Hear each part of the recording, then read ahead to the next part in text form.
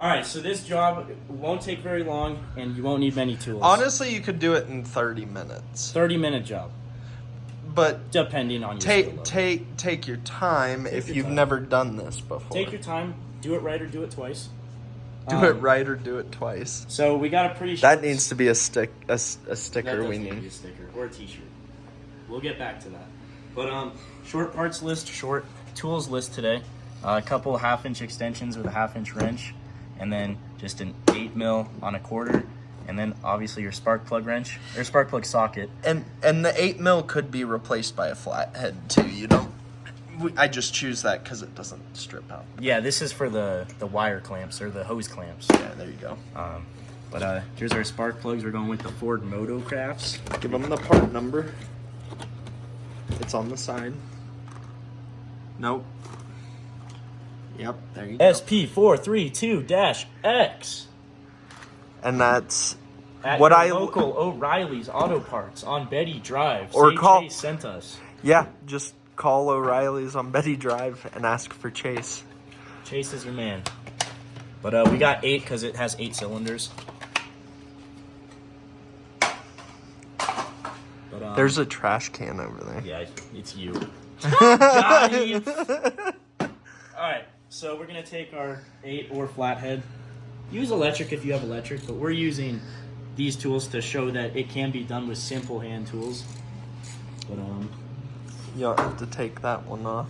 We're gonna start with unconnecting electrical connections. Start with this So that's air intake temperature sensor. We'll go with that. That's exactly what it is. You don't have to unplug that one.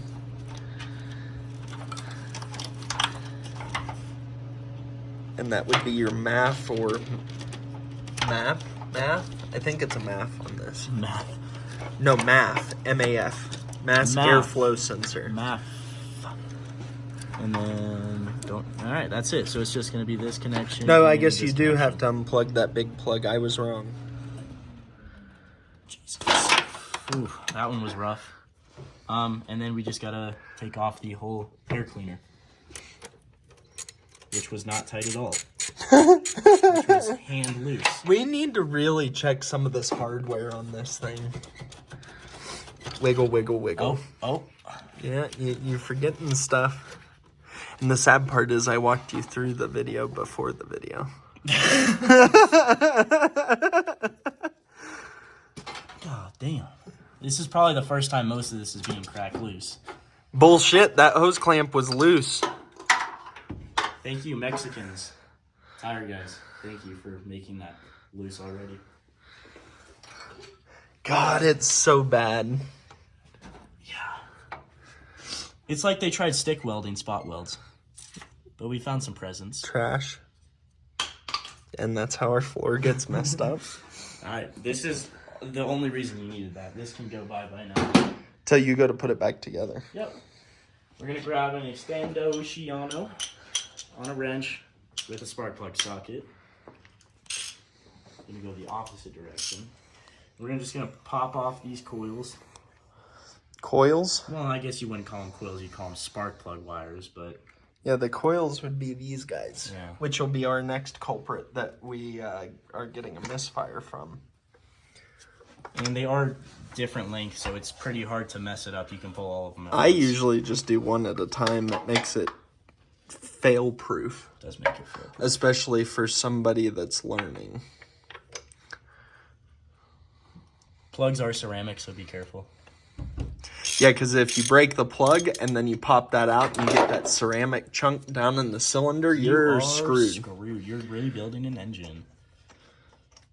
That's why you don't put a paper towel in a socket. Just get a spark plug socket. Plug wrench. I like the magnet ones. This is not a magnet one. As you're about to see, it will probably pull the rubber boot with it. Yeah. When you go to install your new plugs, make sure that rubber boot is not still on the plug. So we got some auto lights. Auto lights. Oh, somebody went cheap and they have been replaced. They are not completely clapped though, but the gapping's a little off. They're a little lean. Not as bad as I thought it'd be though. No. It's a bit rough. We need to mark which cylinder that came out of, and I don't know the firing order on this. I always do that. So we'll I put go it passenger 1, 2, 3, 4, driver 1. well, 2, and 3, then we'll 4. go back and actually figure out. I always save the previous plugs so I can go back and look, especially if you start like trying to have a tuner do a tune on a motor. You can show them how it was previously running. Most tuners will know what plugs are, so you put it back in that box. And label the box because it's easier right on the box than the plug. I wonder if those plugs are pre-gapped or not. Oh, from... Yeah, I might actually have to pause this video and look up the gap and find our gapping tool. Well, the fucking Sharpie? is right there. Right where? Dude, I literally caught it on camera. Everybody saw that. No, there's no way. Yeah? There's no way.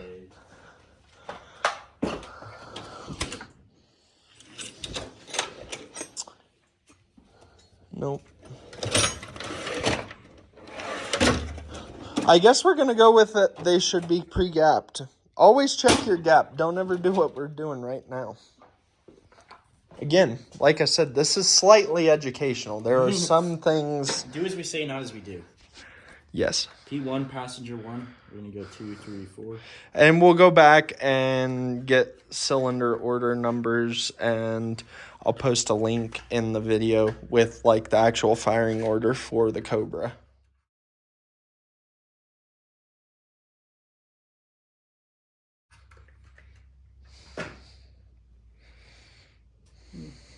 They look gapped. Okay. We're going to go with... Well, let's pull 2 and see if they're gapped the same. They're not going to be. They're not pre-gapped? Our luck.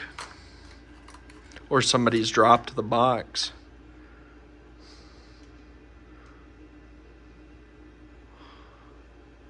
They're pre-gapped. Okay. Yeah. They're close enough.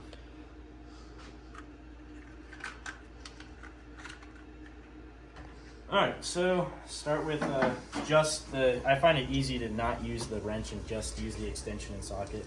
Yeah, you gotta be careful not to cross thread, because then again you're doing heads or Healy coils, and Healy coil's not the way to go on a head. Go in easy too, because obviously you bend that in and you have the wrong gapping, so just take your time. You're gonna feel it seat in, and if you can screw it with the extension, you're not cross-threaded. I mean, if you can easily. Once it's tight with your hand, you're just gonna go literally a quarter to a half more with the wrench. They don't need to be tight. That was about half. I mean, they need to be tight, but... They don't need to be ungodly tight like Drew likes to make everything, so I can't go back and loosen it. I don't do that on plugs. That's one done. 1 down, 7 more to go. Should we time lapse for the rest of this? We'll time lapse for this, and then we'll catch you guys on the other side.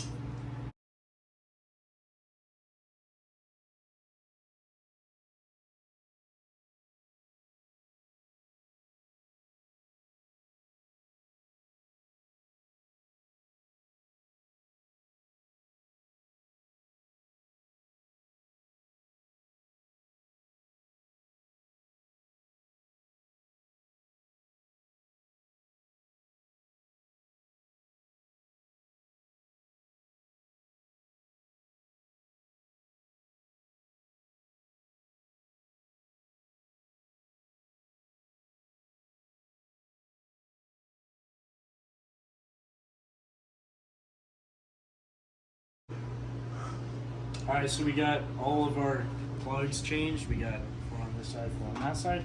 We got intake back on, and that's a job well done.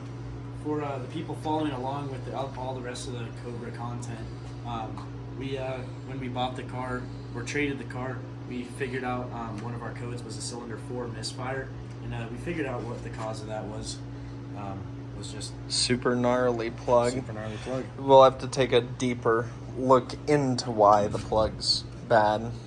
But when we purchased the car, we also pulled some codes about valve cover gaskets, so that's gonna Well, be there wasn't a code for...